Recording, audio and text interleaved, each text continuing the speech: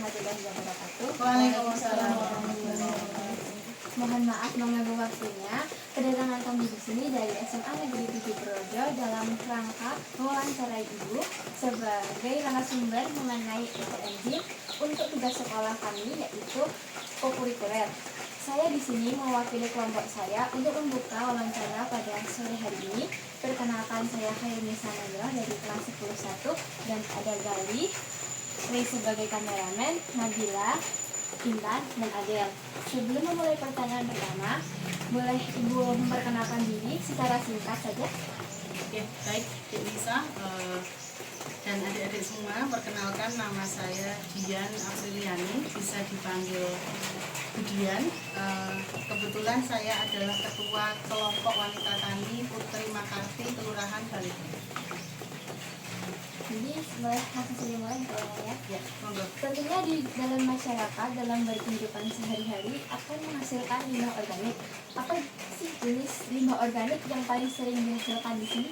Ya, baik, terima kasih untuk pertanyaannya, Dek Nisa. Jadi limbah organik yang paling banyak di khususnya di rumah tangga gitu ya. Yang pertama itu tentu saja daun-daun kering dari limbah-limbah tanaman. Kemudian yang kedua adalah limbah rumah tangga. Jadi yang tanaman itu nanti bisa berupa daun kering, bisa juga berupa buah-buahan. Kemudian yang dari rumah tangga itu sisa-sisa, misalnya sisa memasak atau sisa makanan yang tidak habis gitu ya. Itu mungkin yang terbanyak. Masyarakat di sekitar menangani limbah organik tersebut. Oke, baik Mas Gali, kaitannya dengan pertanyaan itu saya jawab dari sudut pandang saya sebagai ketua KWT. Kami memiliki program KWT Putri Makarti memiliki program untuk pengelolaan limbah baik organik maupun anorganik. Dalam hal ini limbah organik kita olah menjadi POC atau pupuk organik cair. Kemudian yang terakhir kami sedang dalam proses untuk fermentasi ekoenzim. Jadi kami kemarin pembuatan ekoenzim tanggal 25 Juni, artinya nanti 25 September ya, karena ekoenzim itu 90 hari, insya Allah sudah bisa dipanen. Kemudian kaitannya dengan limbah anorganik, KWT memiliki program bank sampah. Jadi sampah-sampah rumah tangga yang selain saya sebutkan tadi, kecuali sisa makanan atau sisa bahan masakan, kami openi atau kami kelola menjadi tabungan untuk nasabah. Jadi nasabah atau warga itu datang membawa sampah-sampah. Jadi untuk dokumentasinya teman-teman sudah lihat ya, jadi seperti itu. Jadi untuk pengelolaan limbah organik kami membuat pupuk organik cair dan ekoenzim, kemudian untuk anorganiknya di bank sampah. Apakah ada sistem pemilihan sampah antar organik dan anorganik? Ya, baik. Untuk itu, kalau pemilihannya tentu saja ada. Jadi untuk sampah yang organik, sudah saya sampaikan tadi, diolah di KWT. Kemudian sampah yang anorganik itu banyak ya jenisnya, ada plastik, kemudian kertas, kemudian kardus, kemudian botol itu, baik botol plastik maupun botol kaca, itu akan diolah atau dikelola di bank sampah menjadi tabungan. Bu, apakah pernah ada program pengolahan limbah organik seperti kompos, biogas atau lainnya? Oh baik, terima kasih pertanyaannya Mbak Nabila. Jadi untuk sampah organik kami mengelola di KWT dalam bentuk pupuk organik cair dan ekoenzim. Jadi untuk pengelolaan yang biogas kami belum. Kemudian untuk sementara hanya 2 macam itu. Kemudian kendala yang dihadapi dalam pengelolaan limbah organik ada?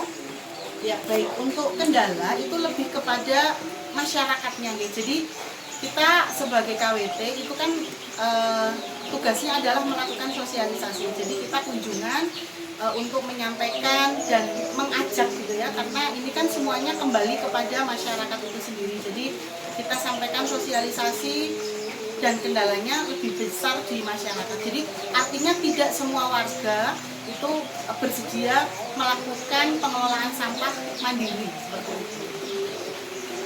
Menurut Ibu, solusi alternatif apa yang bisa diterapkan untuk mengolah limbah organik agar lebih bermanfaat? Oke. Kalau menurut saya, karena kami sudah melaksanakan pengelolaan limbah organik dalam bentuk POC dan ekoenzim, saya pikir itu sudah sangat efektif ya. Hanya kembali lagi kepada kendala, karena tidak semua masyarakat atau tidak semua warga itu bersedia nih. Kan kebanyakan untuk mereka mungkin yang bekerja itu tidak punya banyak waktu untuk pengelolaan limbah mandiri. Apakah ada keterlibatan anak muda atau pelajar dalam kegiatan pengolahan limbah organik? Sampai saat ini belum. Jadi yang kami lakukan khususnya di KWT, di kelompok wanita tani, kami melakukan sosialisasi kepada di pertemuan Dawis atau pertemuan PKK yang mana sasarannya masih seputar ibu rumah tangga. Jadi untuk pengenalan pengelolaan limbah sampai ke tingkat remaja anak sekolah itu belum. Itu mungkin menjadi PR masing-masing ibu rumah tangga seperti itu. Baik, langsung ke pertanyaan yang selanjutnya ya. Pertanyaan selanjutnya, apakah Ibu pernah melihat contoh penanganan limbah organik yang lebih efektif di tempat yang lain? Kalau untuk saat ini, karena kami masih fokus kepada pengelolaan limbah yang di lingkungan Balai Bonong ya khususnya, jadi untuk saat ini kami belum melakukan apa ya istilahnya anjang sana atau studi tiru di tempat lain. Jadi yang sementara kami lakukan hanya pembuatan POC dan ekoenzim saja. Begitu Dek Adrian. Ini adalah pertanyaan terakhir dari kelompok kami sebelum wawancara selesai, yaitu bagaimana cara meningkatkan kesadaran masyarakat untuk lebih peduli terhadap pengelolaan limbah organik menurut Ibu sendiri. Baik, pertanyaannya menarik ya, karena masalah sampah itu kan bukan hanya menjadi masalah kita pribadi. Jadi sampah itu pengelolaannya dalam hal ini adalah bentuk kerjasama atau kerja tim yang melibatkan tidak hanya orang tua, tidak hanya anak-anak, tidak hanya pemangku kebijakan ya, tapi ini adalah sebuah kerja tim bersama-sama yang mana mungkin di awal ini perlu banyak sosialisasi, dan sementara yang bisa kami sampaikan itu. Kemudian mungkin sosialisasi akan lebih efektif dilakukan di lingkungan keluarga, misalnya antara ibu orang tua dengan anaknya, misalnya memberitahu tentang sampah-sampah itu tadi. Dan mungkin yang bisa dilakukan adalah sosialisasi kepada keluarga pada khususnya ya, terkait untuk meminimalisir penggunaan sampah. Jadi mungkin kalau di sekolah sudah ada program adiwiyata gitu. Nah, itu mungkin seperti itu bisa dilaksanakan juga di rumah. Jadi kita meminimalisir kayak penggunaan plastik atau bahan-bahan yang nantinya memang tidak bisa terurai di alam. Mungkin seperti itu. Atas jawaban wawancara kami pada sore hari ini, saya sangat menghargai waktu yang Ibu Dian luangkan untuk kami. Saya berharap ilmu yang telah disampaikan dapat dijelaskan dengan baik kepada kami, membantu kami dalam berproses dan belajar mengenai pengolahan sampah yang pasti untuk limbah organik, untuk menunjukkan berkelanjutan serta menerapkannya dalam kehidupan sehari-hari. Mohon maaf atas kata atau sikap kami yang kurang berkenan di hati, yang baik itu lepas secara sengaja atau tidak sengaja. Ya, baik teman-teman adik-adik semua dari SMA 7, terima kasih juga untuk kedatangannya. Selanjutnya nanti sebelum pulang mungkin teman-teman bisa melihat yang tadi sudah saya sampaikan tentang POC dan ekoenzim ya, karena besok ada praktek pembuatannya ya. Dan sebelum pulang Budian minta tolong, karena ini sifatnya kunjungan resmi ke KWT, jadi nanti tolong adik-adik bisa mengisi buku tamu untuk KWT Putri Makassar.